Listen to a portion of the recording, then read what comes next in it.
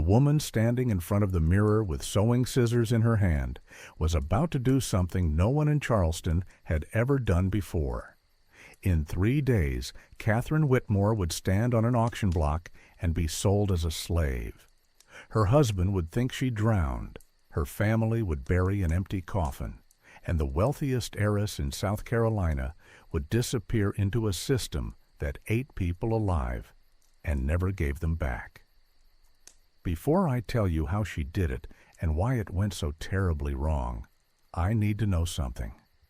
Where are you watching this from? What city? What time is it right now?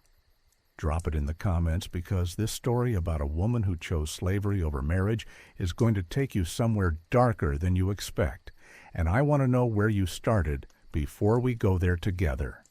If twisted true stories about desperate choices and the people who made them fascinate you, subscribe right now.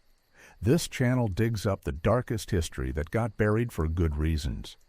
And what Catherine Whitmore did to herself in May of 1848 proves that sometimes the monster is not the system. Sometimes the monster is the person who knows exactly how to use it.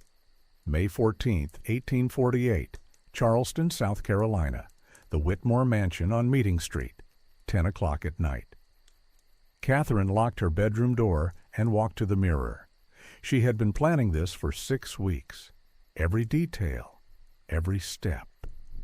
Tonight was the night she stopped being Catherine Whitmore and became someone else.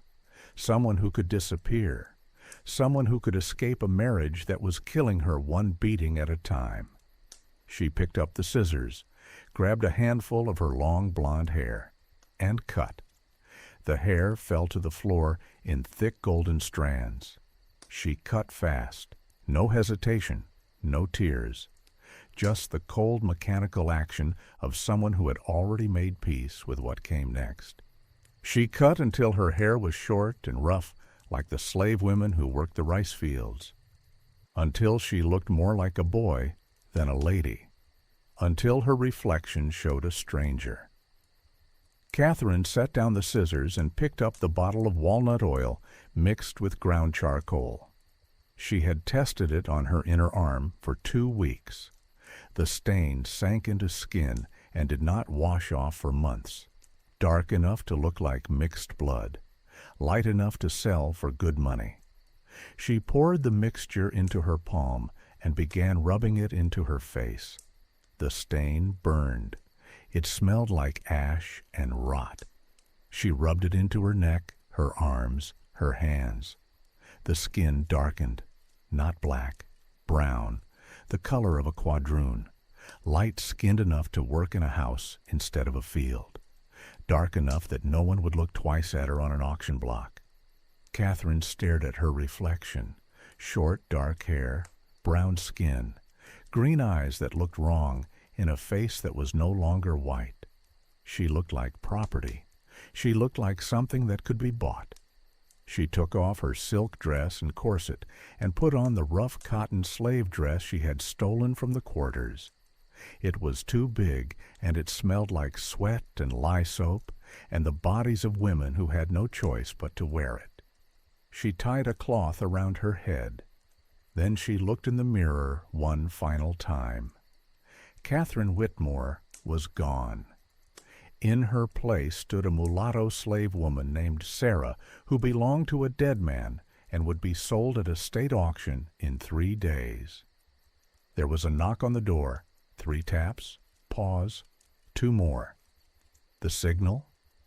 Catherine unlocked the door. Marcus Freeman stood in the hallway. Free man of color, carpenter, the only person in Charleston who knew what she was planning. Marcus looked at her, and his face went pale. Sweet Jesus, Miss Catherine, I would not know you. Good. He came inside and closed the door. Are you certain? Once you do this, there is no going back. You will be property. Someone will own you. I know. They can do whatever they want to you. Beat you, use you, sell you again. You know what men do to slave women. I know. Catherine met his eyes. Her voice was steady. cold. "I would rather be a slave than Edward Whitmore's wife for one more day." Marcus stared at her for a long moment. Then he nodded slowly. He had seen the bruises. He had found her unconscious in the garden after Edward beat her so badly she could not stand. He knew what kind of man Edward was. "The papers are ready." Marcus pulled a folded document from his coat. "Certificate of ownership. One slave woman named Sarah. Mixed race. 24 years old. Property of Thomas Brennan, deceased. The name is in the Charleston rolls. By the time anyone checks the records, you will be sold and gone." Catherine took the paper, read it. Certificate of ownership. One slave woman, estimated value $400. $400. That was what she was worth as property. "The auction is Thursday morning at Ryan's Slave Mart," Marcus said. "I will bring you there before dawn. After that, you're on your own. Whoever buys you will take you to their plantation. You work, you wait, then you run north. I have names of people who can help you once you reach Columbia. Underground Railroad contacts. They can get you to Philadelphia." "What about Edward?" "Tomorrow night I will throw your dress in the Cooper River, weighted with stones. People will find it. They will think you drowned. Edward will have no reason to look for you because you will be dead." Catherine nodded. She walked to her writing desk and pulled out a leather journal, her private diary. She opened it and showed Marcus the first page. 5 names written in careful handwriting. Edward Whitmore was at the top. "When I am free, I will come back for them," Catherine said quietly. "All of them. Everyone who failed to help me. Everyone who told me marriage was sacred and I needed to be a better wife. They think I am going to die in that river. They have no idea I will be back." Marcus looked at the names. Then he looked at her face, at the cold green eyes and the brown skin, at the expression that was not fear or desperation, but something much worse. Calculation. "Miss Catherine, what exactly are you planning to do when you come back?" She smiled. It was not a kind smile. "I have not decided yet, but they will pay. One way or another, they will pay." Marcus shook his head. "I hope you know what you are doing." "So do I." He left. Catherine locked the door behind him and walked back to the mirror. Tomorrow her dress would sink into the river. In 3 days she would stand on an auction block in front of hundreds of people and be sold like livestock. And after that, everything depended on whether she could survive what came next. Catherine knelt down and rolled up the cotton dress. She pressed the tip of a sewing needle against her forearm, right where the skin was pale beneath the stain. She needed to know if the disguise would hold on damaged skin. Because slaves had scars. Slaves had marks. If someone looked too closely, they might see the truth. She pushed the needle in, drew it across her skin. Blood welled up dark red. She poured the walnut mixture directly into the cut. It burned like fire, like her arm was being branded. Catherine bit down on a strip of cloth to keep from screaming. The mixture sank into the wound and turned the blood dark. The cut sealed with a brown crust that looked like old scar tissue on dark skin. It would hold. The disguise would hold, even if she bled. Catherine wrapped her arm in cloth and stood up. Her hands were shaking now, not from fear, from pain, from the realization that she had just permanently stained her own blood to pass as property.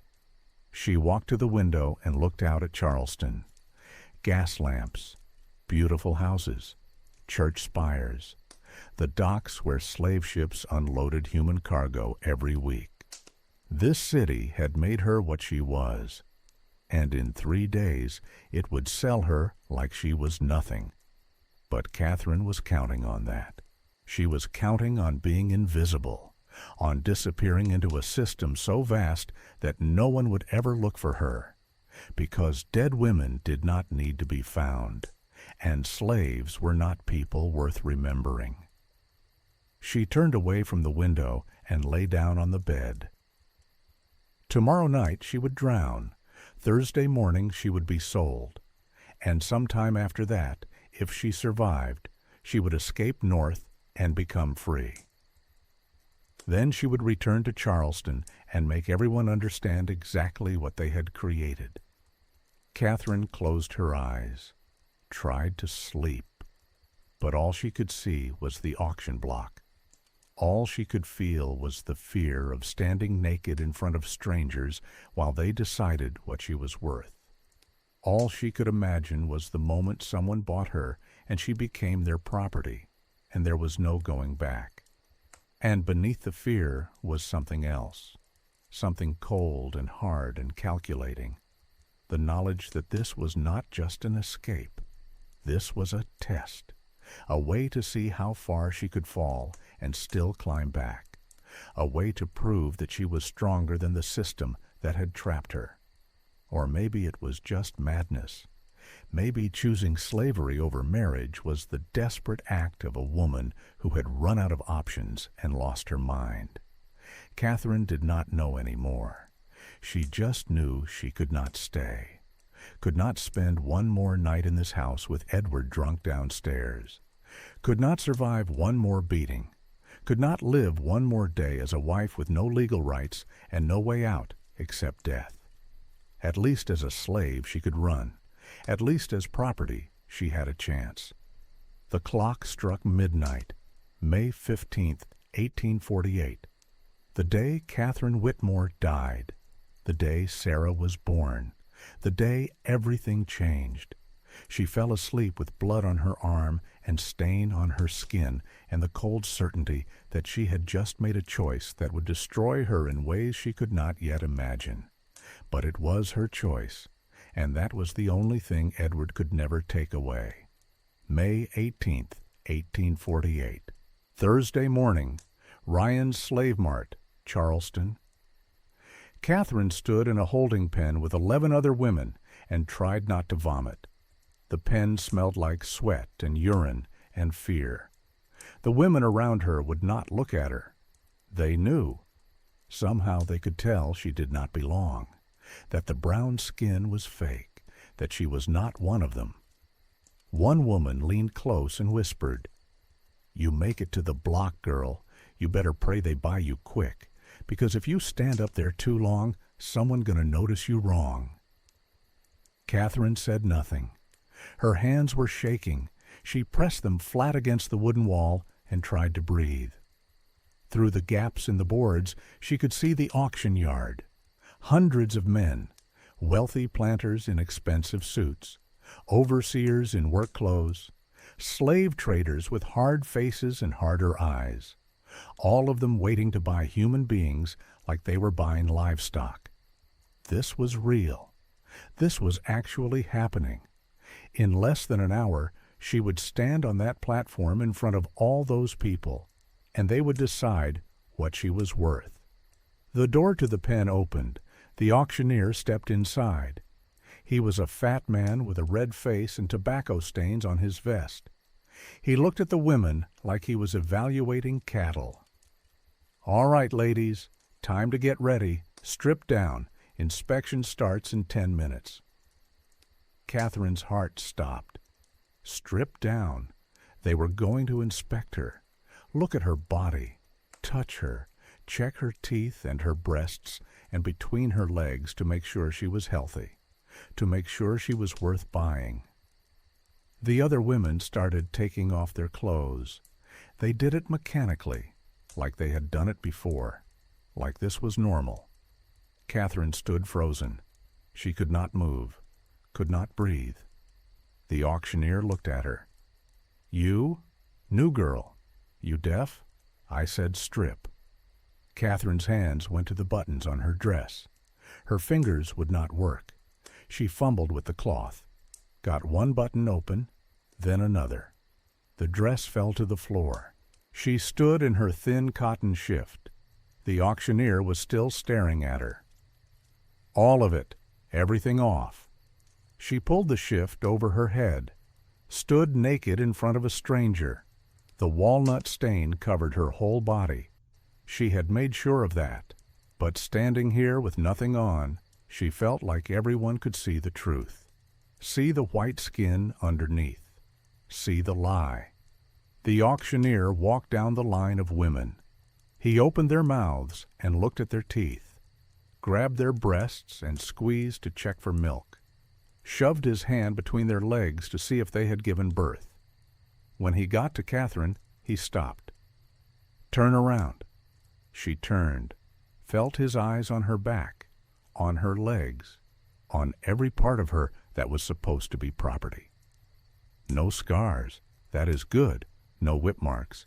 You been a house girl? Yes, sir. Her voice came out as a whisper. How old? 24. Any children? No, sir.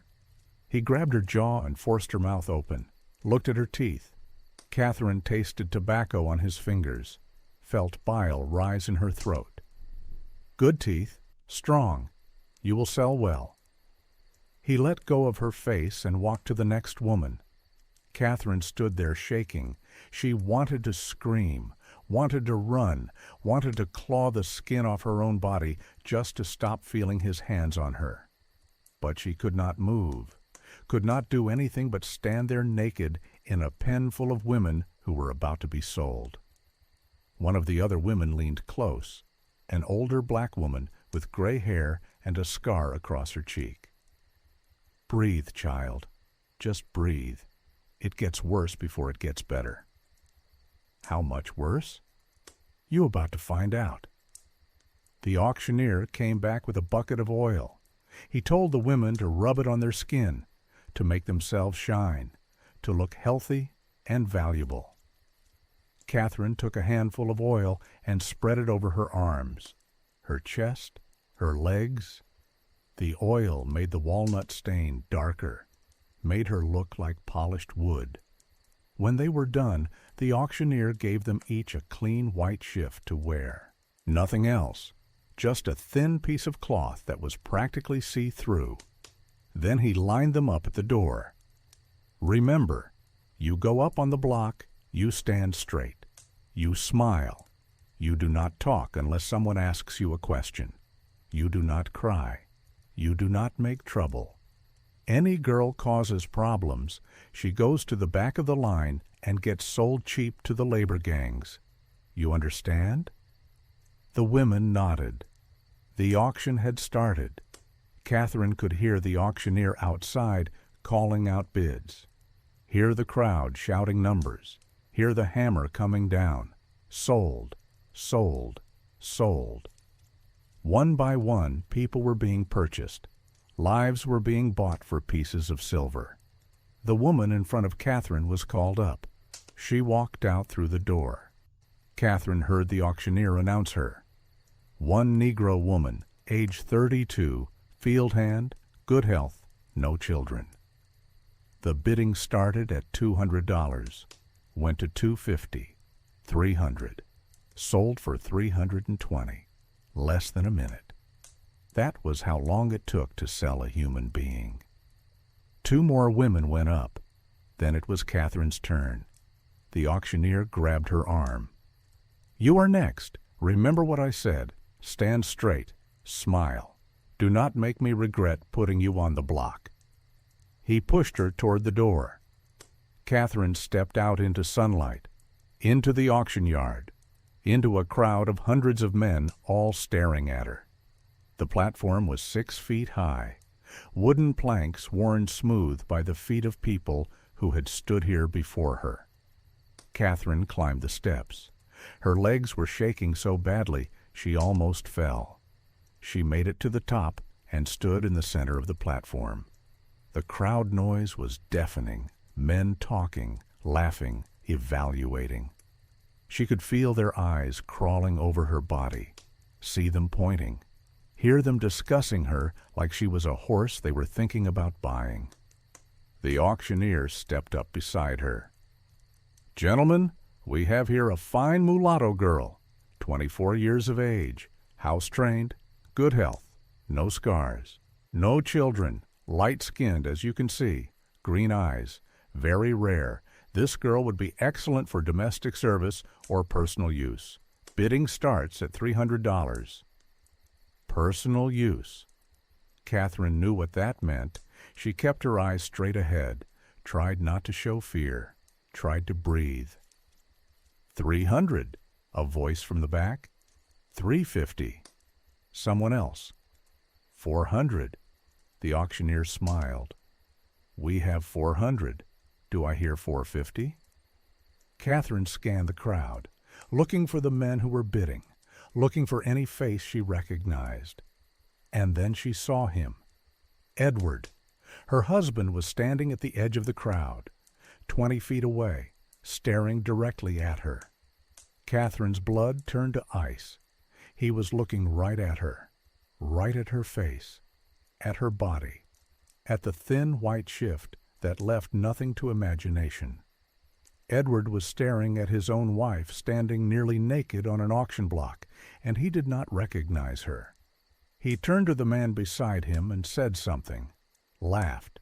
Then he looked back at the platform. His eyes moved up and down her body, evaluating, considering. And there was something in his expression that made Catherine want to be sick.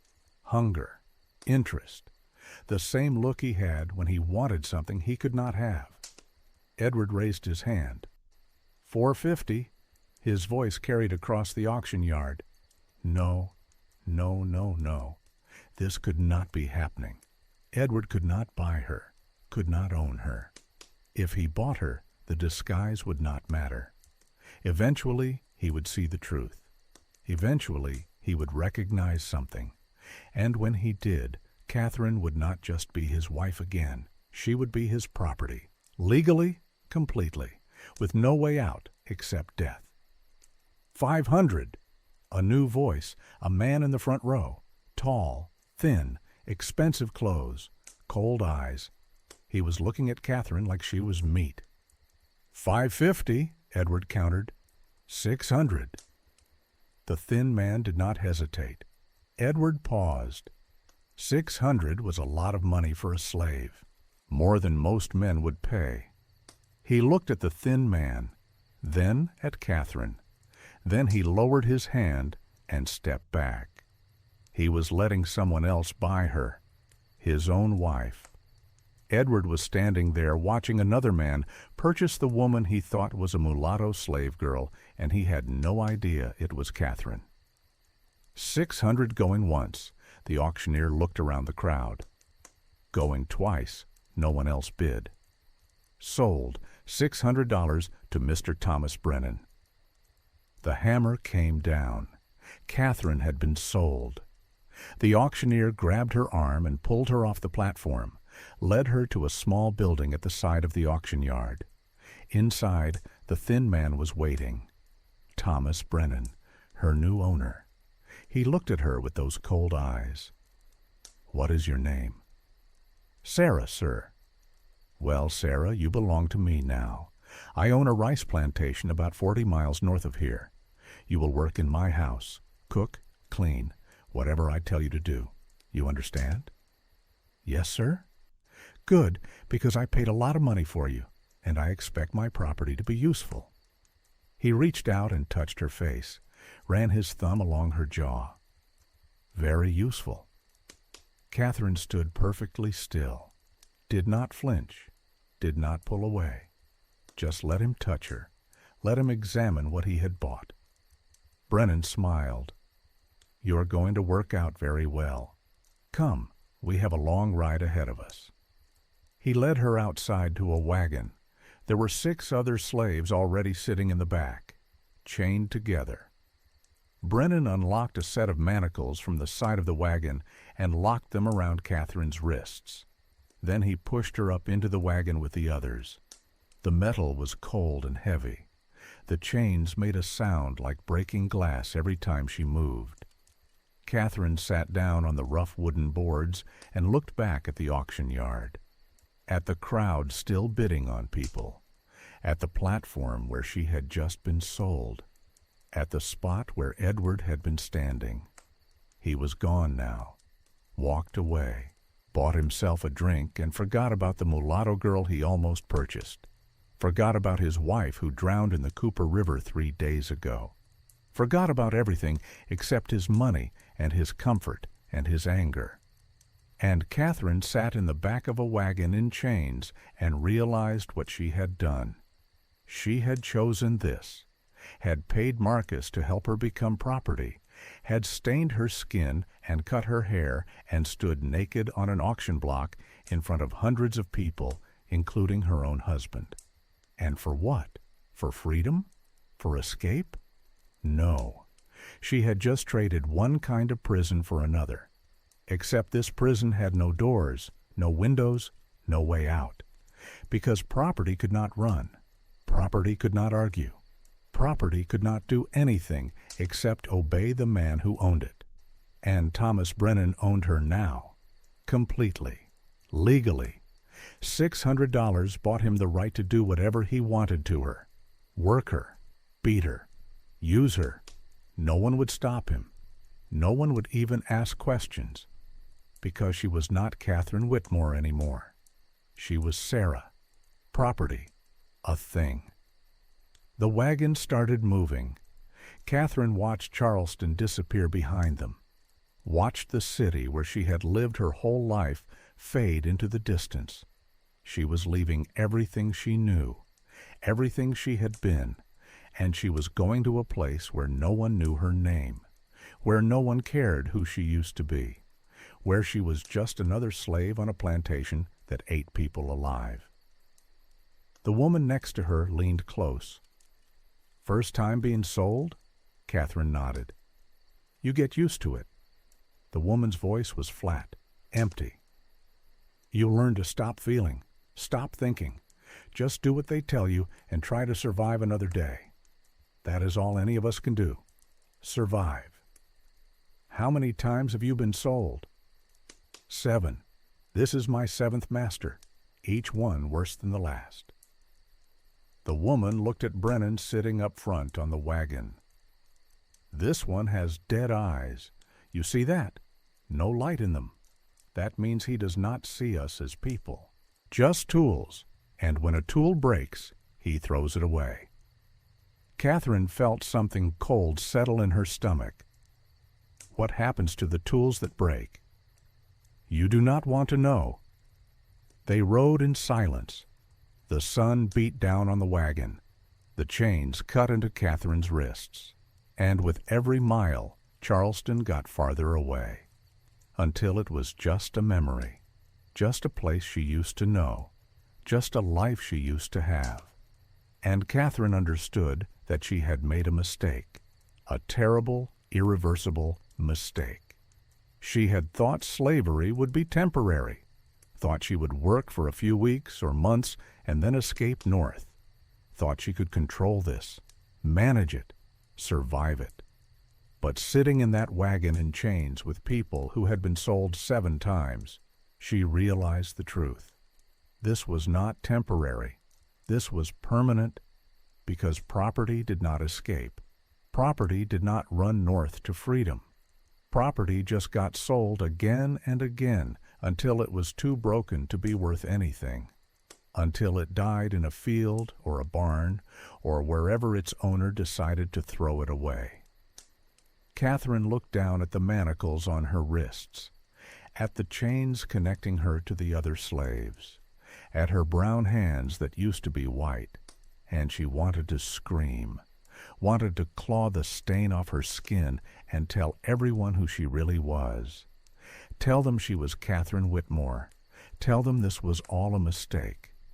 But she could not, because no one would believe her, and even if they did, it would not matter, because she had signed papers, had a certificate of ownership that said she was property, had stood on an auction block and been sold for $600. And once you were sold, you stayed sold. There was no going back. The wagon rolled on, 40 miles to the plantation, 40 miles to her new life, 40 miles to hell.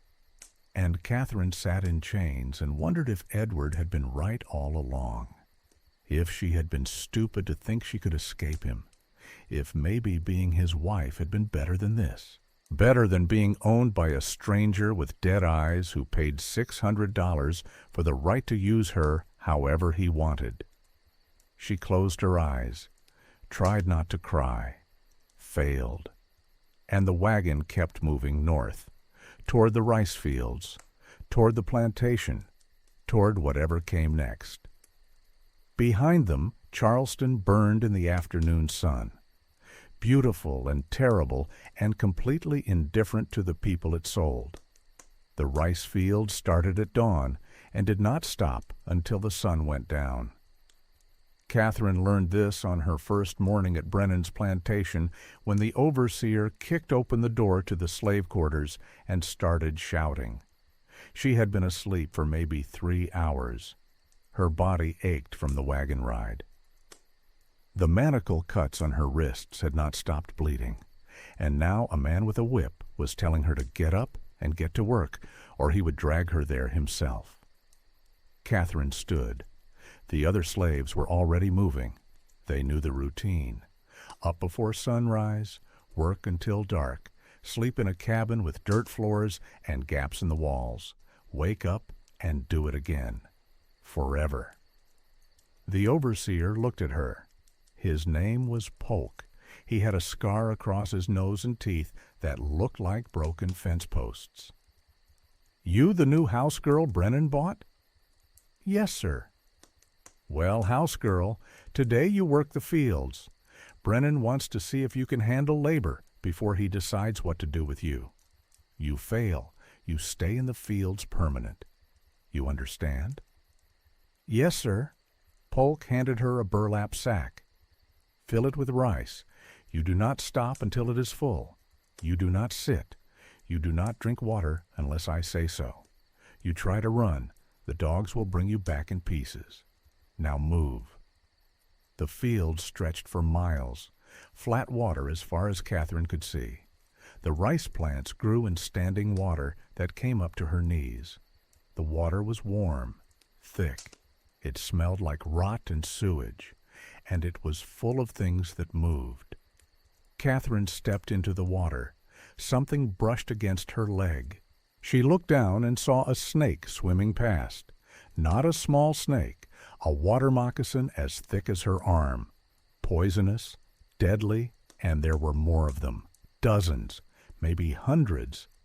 The fields were crawling with snakes. The woman working next to her saw Catherine freeze. "Do not stop moving. The snakes leave you alone if you keep working. You stand still. They get curious. Just keep your hands moving and watch where you step." Catherine reached down and grabbed a handful of rice stalks, pulled them up, stripped the rice grains into her sack. The stalks cut her hands. The water soaked through her dress. And something with teeth bit her ankle hard enough to draw blood. She worked, grabbed rice, stripped grain, filled the sack one painful handful at a time. The sun came up.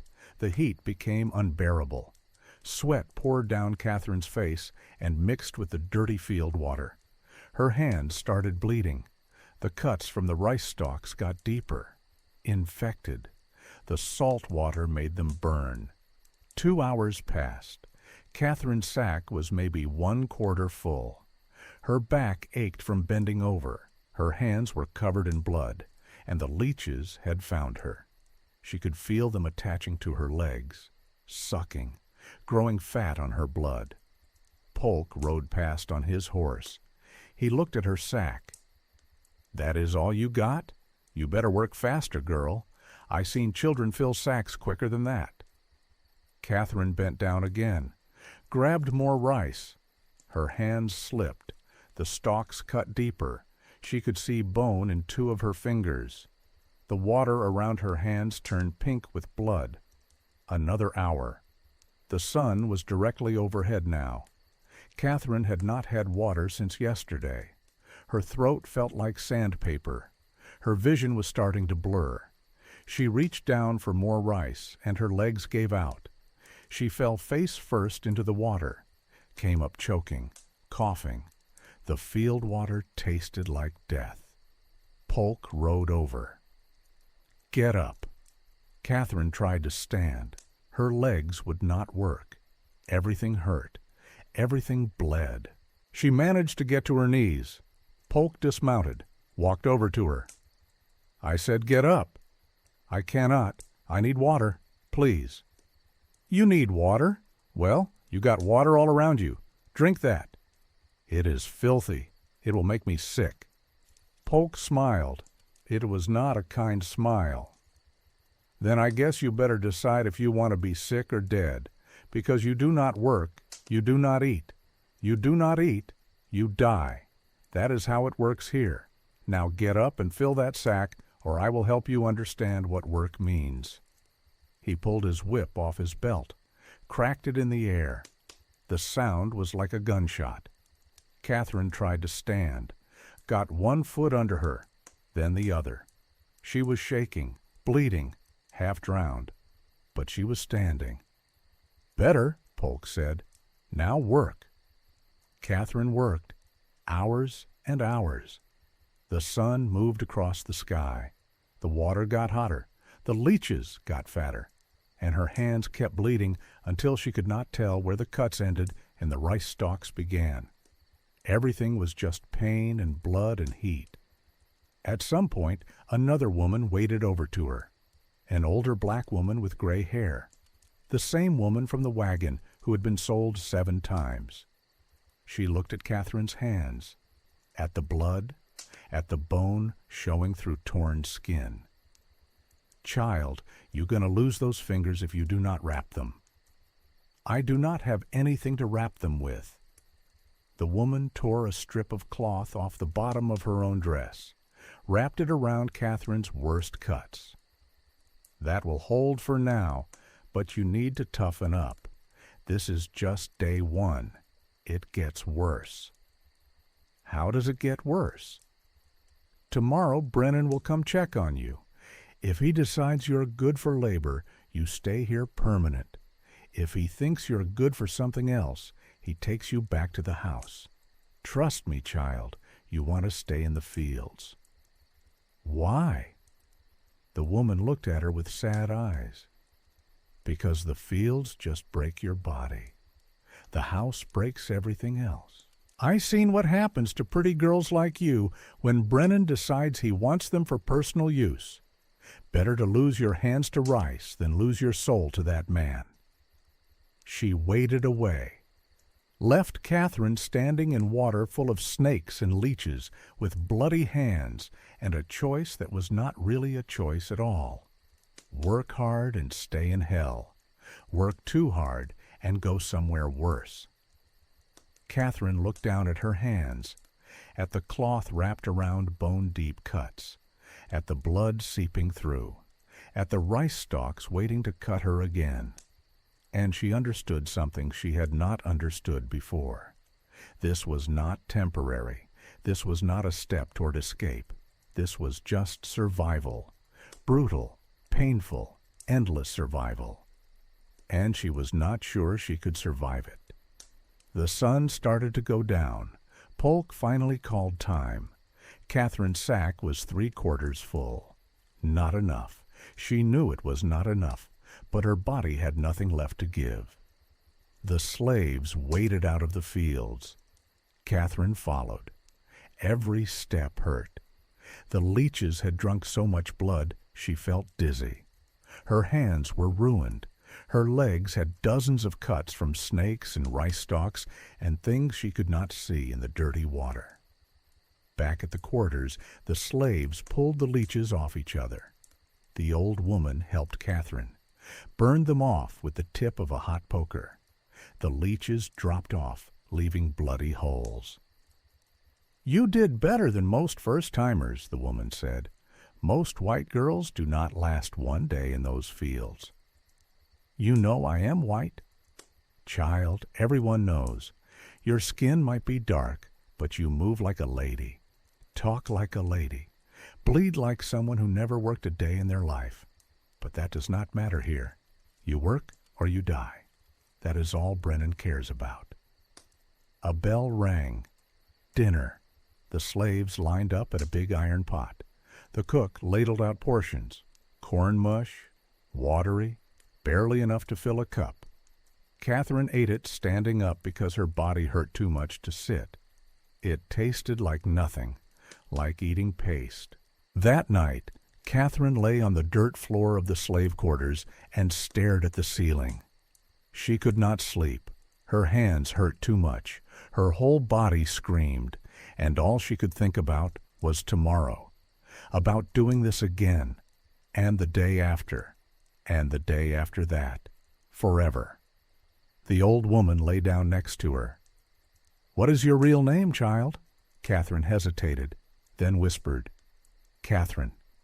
"Well, Catherine, my name is Ruth, and I'm going to tell you something true. You chose this. You had a reason. Hold on to that reason, because this place will take everything else from you. Your hands, your health, your hope. But if you hold on to your reason, you might survive. Might. I do not know if my reason is good enough anymore. Then find a better one.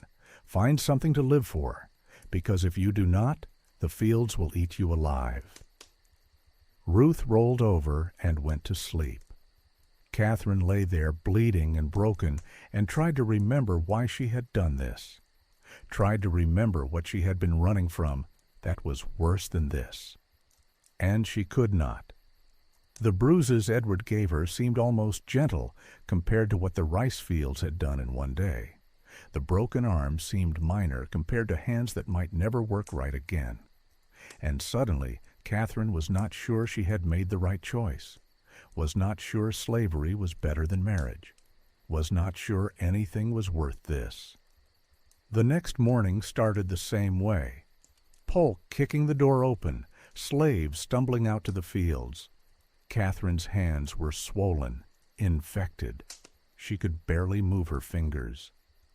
But she grabbed the burlap sack and waded into the water because the alternative was the whip. Day 2 was worse than day 1. Her hands bled through Ruth's makeshift bandages within an hour. The cuts got deeper, more infected, and Polk was watching her, evaluating, deciding. Around midday, a horse rode up to the fields. Brennan. He sat on his horse and watched the slaves work. Then he pointed at Catherine. "You? Come here." Catherine waded out of the water, stood in front of Brennan's horse, dripping and bleeding and barely able to stand. Brennan looked at her hands, at the blood, at the bone showing through torn skin. "You are destroying my property." "I am sorry, sir. I am working as hard as I can." "I can see that, but you are not built for field work. Those hands are too delicate. You will lose your fingers before the week is out." He looked at Polk. "Take her back to the house. Get her cleaned up. I have other plans for her." Catherine's blood went cold. Other plans. She knew what that meant. The old woman's warning echoed in her head. Better to lose your hands than your soul. But Polk was already pulling her out of the field, marching her back to the big house. Brennan followed on his horse, and Catherine realized she had failed to be strong enough to stay in the fields, had failed to blend in, had failed to survive. They took her to a room at the back of the house, a washroom with a metal tub. Polk filled it with cold water. "Strip, wash. Brennan will be back in an hour. You better look decent." He left. Catherine stood in the washroom, shaking. Her hands hurt too much to take off her dress. The buttons were impossible. She managed to tear the dress open, let it fall to the floor. Then she climbed into the cold water. The water turned red immediately. Blood from her hands, from the leech bites, from the cuts all over her legs. Catherine scrubbed her skin with a rough cloth, tried to get clean, tried to stop shaking, tried not to think about what came next. An hour later, Brennan came back. He brought a clean white dress. Plain, simple, a house slave dress. He set it on a chair and looked at her. Catherine was standing wrapped in a thin towel. Her wet hair dripped water. Her hands were still bleeding. "Put that on," Brennan said. Catherine put on the dress. Her hands left bloodstains on the white fabric.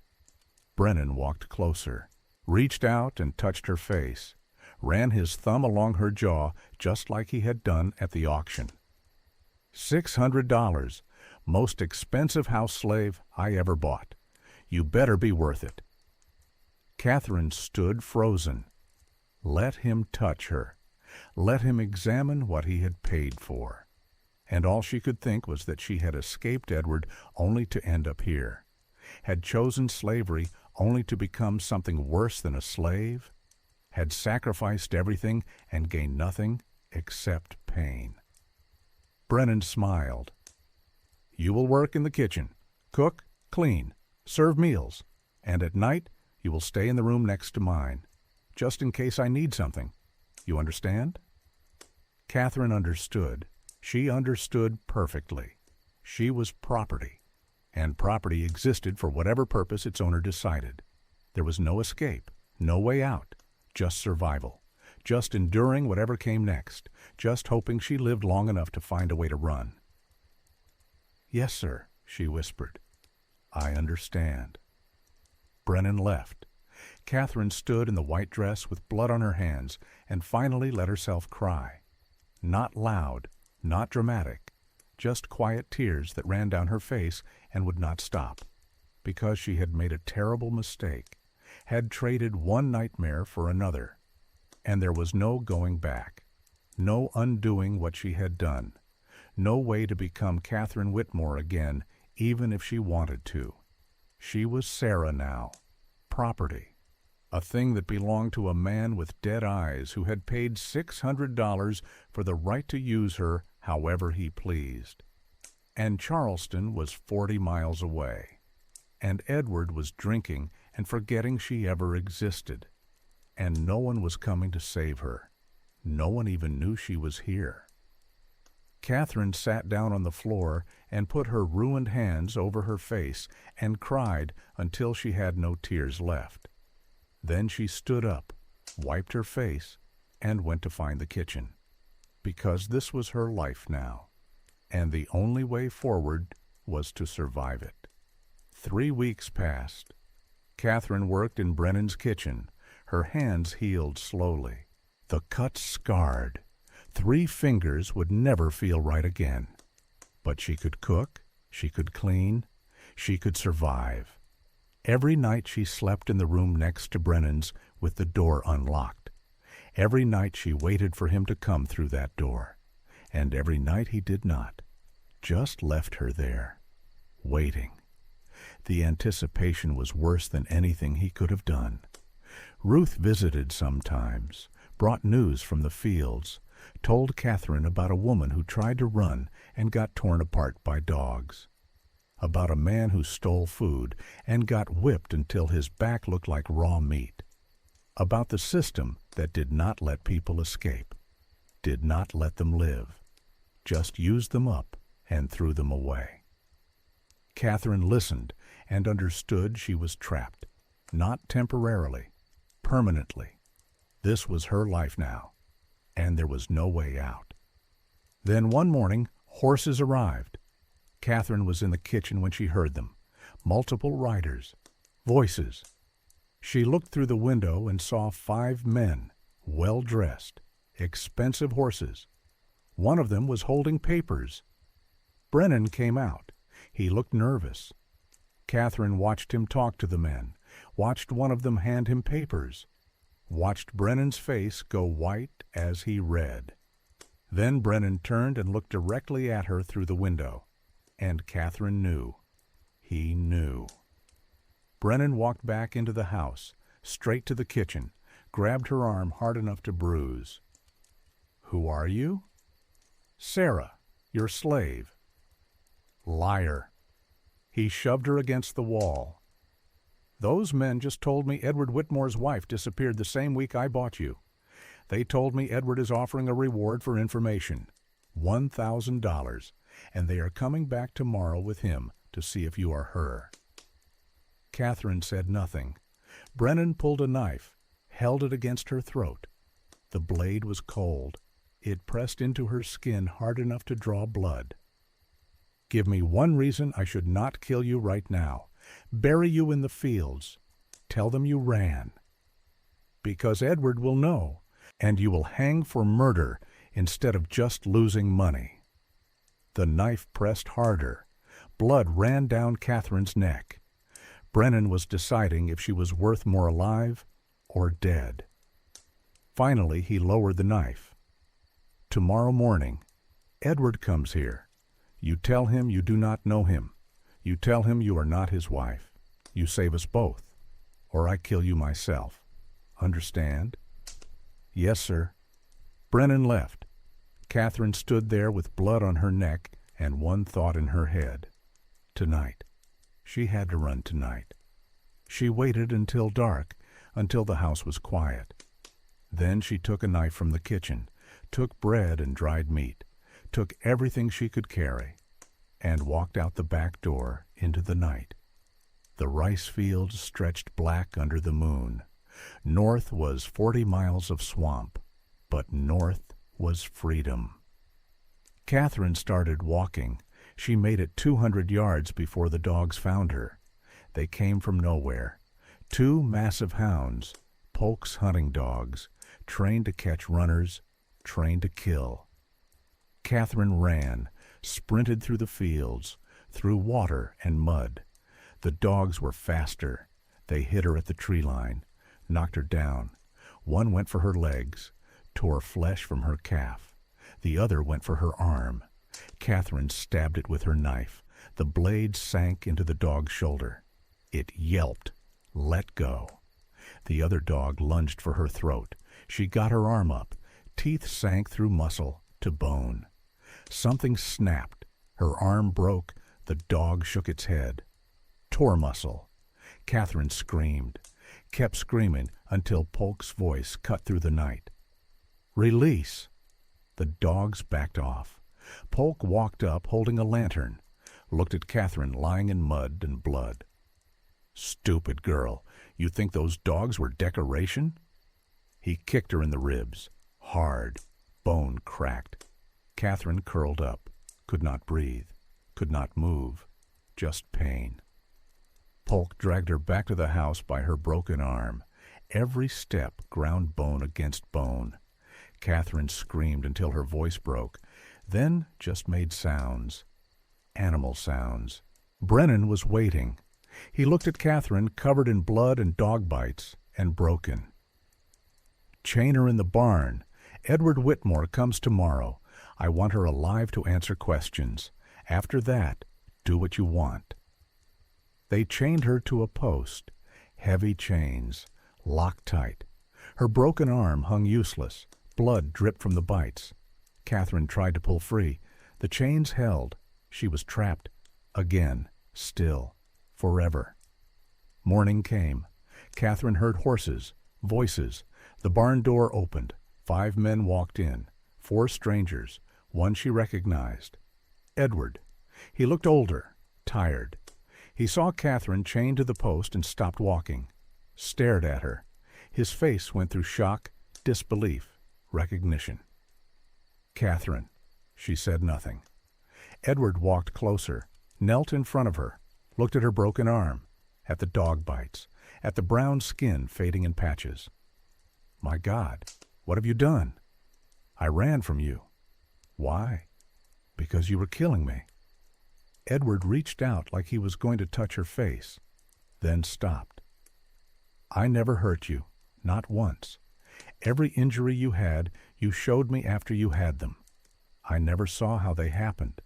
I tried to help you, tried to get you medical care, and you kept getting more injuries, kept blaming me. I did not understand until you disappeared, until I found the walnut oil in your room, the scissors, the hair. Then I understood what you did, what you have been doing. No, Catherine's voice was a whisper. You broke my arm. Twice. You beat me unconscious. I found you unconscious, with broken bones, with bruises, but I never touched you. And somewhere deep down, you know that. You know the truth.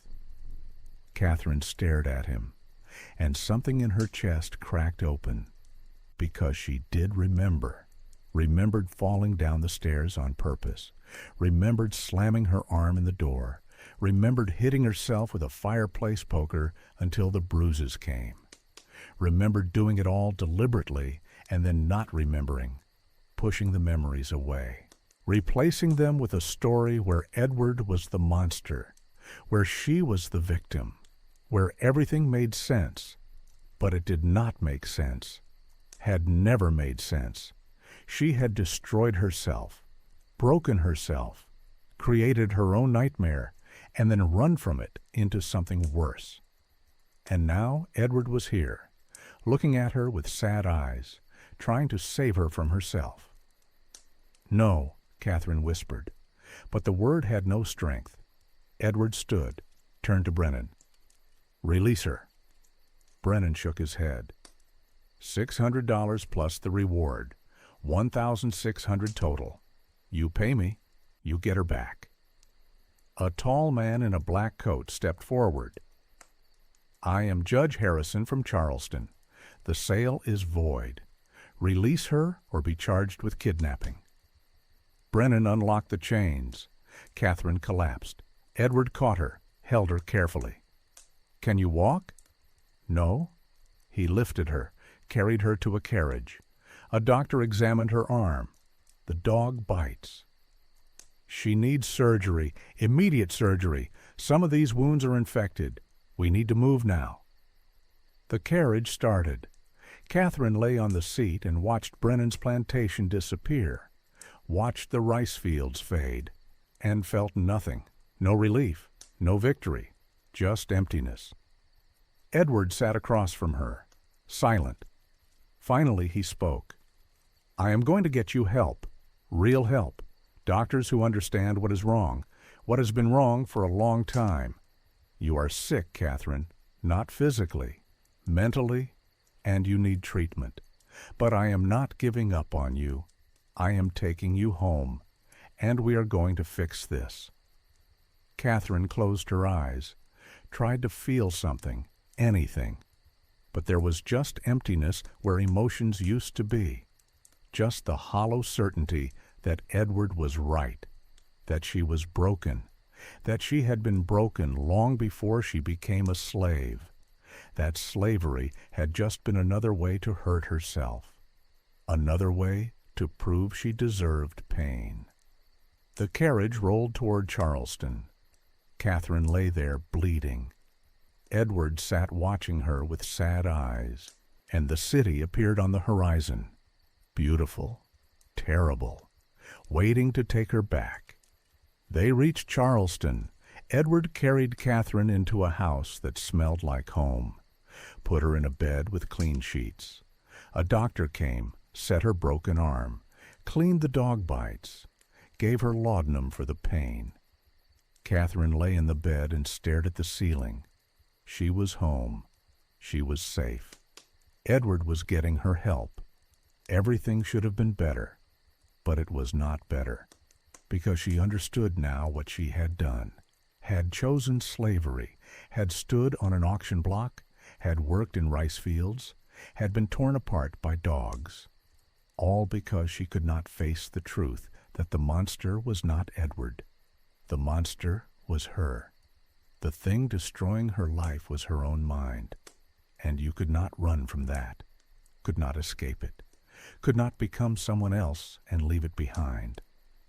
The laudanum pulled her under, into darkness, into sleep.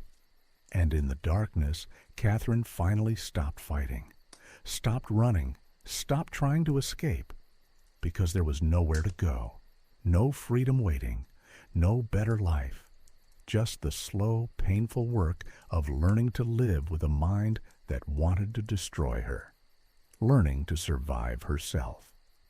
When she woke up, Edward was sitting beside the bed. "The doctor says you will heal. The arm will mend. The infections will clear. Your body will recover." "And my mind?" "That will take longer. But there are doctors in Philadelphia who specialize in cases like yours. We will go there. We will get you treatment, however long it takes, whatever it costs. You are my wife, and I am not letting you destroy yourself." Catherine looked at him, at the man she had blamed for everything, the man she had run from, the man who had searched for her for weeks while she was chained in a barn. And she did not know if he was telling the truth, did not know if her memories were real or false, did not know anything anymore. But she knew this. She was tired, so tired, tired of running, tired of hurting, tired of fighting battles that had no winners. And if Edward was offering a way forward, maybe that was enough. Maybe that was all she had left. "All right," she whispered. "Take me to Philadelphia." Edward nodded, stood, walked to the door, then stopped. "Catherine, I know you do not believe me right now, but I never hurt you. I never wanted anything except for you to be well. And someday, when you are better, you will remember that. You will understand." He left. Catherine lay in the bed and looked at her bandaged arm, at her hands with their permanent scars from the rice fields, at the brown stain fading from her skin in uneven patches. She was Catherine Whitmore again, property of Edward Whitmore, wife, sick, broken, trapped, but alive, still alive. And maybe that was enough. Maybe survival was all she could hope for now. Survival and the slow, painful process of learning to live with herself. Outside, Charleston kept moving. The auction houses kept selling. The ships kept arriving. The rice fields kept growing. And somewhere out there, Ruth was still working, still surviving, still waiting for a freedom that would never come. Catherine closed her eyes. Tomorrow they would leave for Philadelphia. Tomorrow she would start treatment. Tomorrow was another day of trying to survive herself. But tonight she just lay in the bed and breathed. In and out, still alive, still here, still Catherine. And maybe that was enough.